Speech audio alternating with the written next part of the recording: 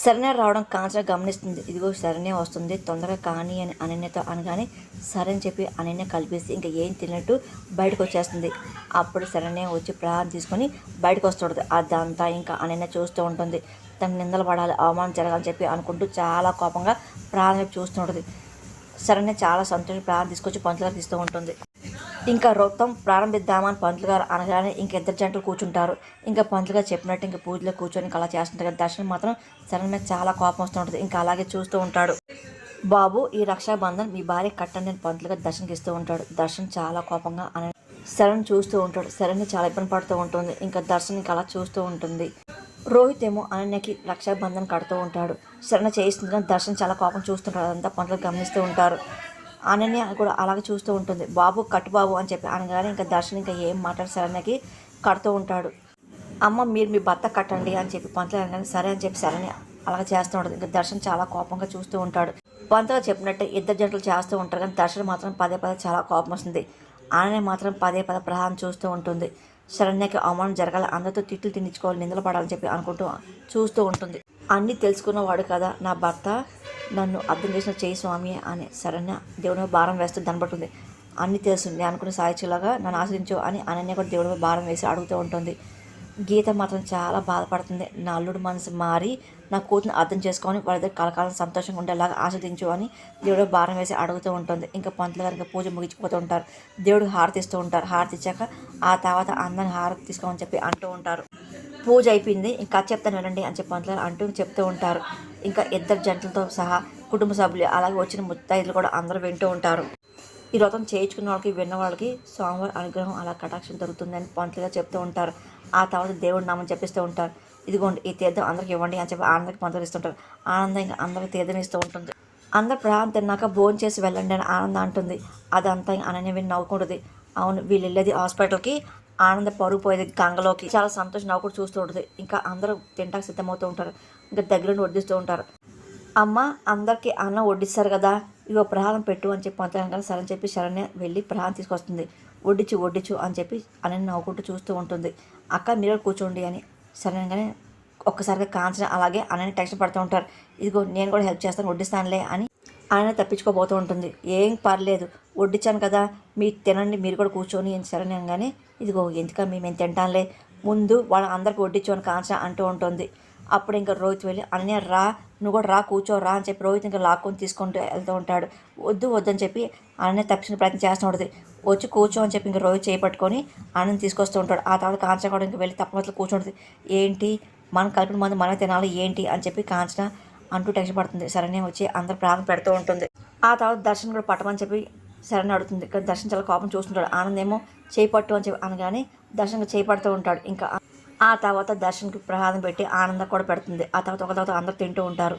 అదంతా చూసి ఇంకా కాంచన అలాగే అనన్య షాక్లు చూస్తూ ఉంటారు. ప్రాణం తిను అని చెప్పి లీలావతి తెగని తింటామని చెప్పేసి కాంచన కంగారు పడుతూ ఉంటుంది. మేము తింటామండి తినవే అని చెప్పి కాంచన అంటూ లీలావతి చూసి కంగారు పడుతూ చెప్తుంటుంది. అమ్మ ప్రసాదం చాలా బాగుంది, నేను 3 సార్లు వేస్తాను. కోటేశ్వరరావు అంటూ ఉంటాడు. మీ చెప్పినట్టే ప్రసాదం చాలా బాగుంది అనన్య అంటూ ఉంటుంది. కాంచన అలాగే అనన్య మాత్రం ఎవరు చూడడం ప్రసాదం పక్క పడేస్తారు. ఇంకా అందరూ భోజనం చేస్తుంటారు. ఏంటమ్మా ఇక నువ్వే చేసావా, చాలా బాగుందని లీలావతి అడుగుతుంది. అవునా తెయ్యాని శరణ్య అంటాడు. నాకు తెలుసు అదే అనుకున్నానులే, చాలా బాగుంది అని చెప్పి కోటేశ్వర పొగుడుతుంటారు. ఇదేంటి అందరు తినేస్తున్నారు, అందరూ బాగానే ఉన్నారు, ఏం అవ్వట్లేదు అంటే కాంచన డౌట్ పడుతుంటుంది.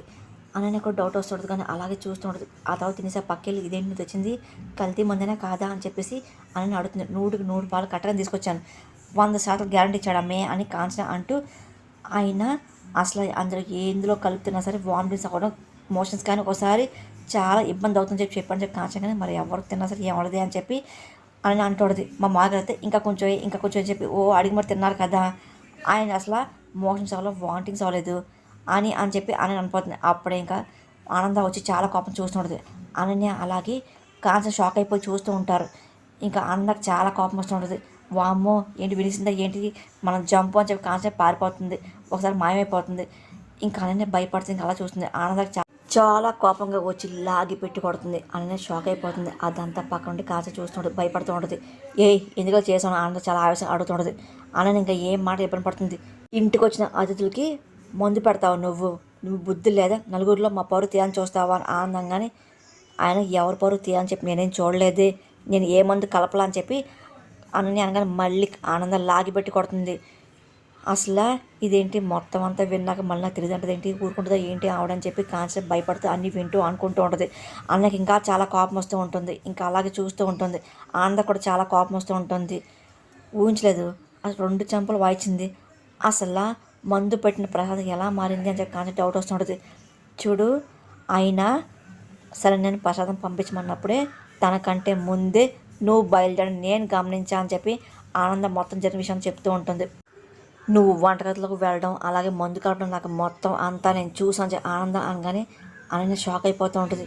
కాసేపు భయంతో వింటుంటుంది. నీకు తెలియని విషయం ఏంటంటే నువ్వు కిచెన్లో రాకముందు సరైన ప్రసాదాలు అన్ని వంటలు కానీ అన్నీ నేను పక్కన పెట్టాను ఆనంద అంటూ ఉంటుంది. అన్నీ మళ్ళీ షాక్ అవుతుంది. అక్కడ ఉంది బ్యాలెన్సింగ్గా ఉన్న ఎక్స్ట్రా పదార్థాలే, వాటిలో నువ్వు కలిపావు అని ఆనంద చెప్తూ ఉంటుంది. ఇంకా అనన్య ఇంకా కోపంతో వింటూ ఉంటుంది. ఇప్పుడు కానీ ఇంట్లో అందరు చెప్పారనుకో నీ పరిస్థితి ఏంటో గుర్తెచ్చుకో, నీ భర్త దృష్టిలో నువ్వేమవుతావో, ఇంట్లో వాళ్ళందరూ నీ మొహం మీద ఉమ్మేస్తారు అని ఆనందాన్ని మాటలకి అనన్య ఇంకా ఇప్పుడు పడుతుంది. ఈ కుటుంబం పరువు తీయడానికి నువ్వు చేసే పనులు చూసిన రోహిత్ నిన్ను మెడపెట్టి బయటకు గెంటేస్తాడని వార్నింగ్ ఇస్తూ ఉంటుంది. ఆనందాన్ని మాటలకి అనన్య సారీ అని చెప్పి అంటూ ఉంటుంది. సరిపోతుందా అని ఆనందంగానే అని నాకేం అర్థం కాదు. ఇంకా చూస్తుంటుంది. అసలు నువ్వేం ఆలోచిస్తున్నావు, అసలు నువ్వేం చేద్దాం అనుకుంటున్నావు, నువ్వు అయినా పిచ్చి పిచ్చి వేషాలు వేయడాలు, మక్క దగ్గరికి వెళ్ళి మంచిదాన్ని నటించడం, నా గురించి చెడుగా చెప్పడం, ఏంటి ఈ మాటలన్నీ, నువ్వు అసలు చాలా తెలివైందని అనుకుంటున్నావు ఏంటి, నాకు తెలివి అనుకుంటున్నావు అని ఆనంద నిలదీస్తుంటుంది. అంటే ఇవన్నీ తెలియకుండానే నువ్వు సక్కబెట్టేస్తున్నావు అని చెప్పేసి నేనా అనుకుంటానులే, అంతా ఇవి తెలుసు అనమాట అని కాన్స్టెంట్ అనుకుంటుంటుంది. నువ్వు ఎన్ని వేషాలు వేసినా చిన్నపిల్లవని చెప్పి తెలుసుకుంటా చెప్పేసి ఎక్కడికక్కడ నేను తగ్గుతొచ్చా, నువ్వు హద్దులు దాడుతున్నావు అని చెప్పి ఆనంద వార్నింగ్ ఇస్తుంటుంది. ఇంకా అనన్యకి ఇంకా కోపం వస్తుంటుంది. ఇదిగో నువ్వు టార్గెట్ చేయాలని చెప్పి అనుకుంటున్నావు, నువ్వు పెట్టే కాన్సన్ట్రేషన్లో నేను కొంచెం సగం నీ మీద నేను పెట్టానే అనుకో, ఒక్క క్షణం కూడా నువ్వు ఇంట్లో ఉండలేవు తెలుసా అని చెప్పి ఆనంద వార్నింగ్ ఇస్తూ ఉంటుంది. అనన్య ఇంకా ఏం మాట్లాడకపోతుంది. ఇంకా షాక్లో అన్నీ వింటూ ఉంటుంది.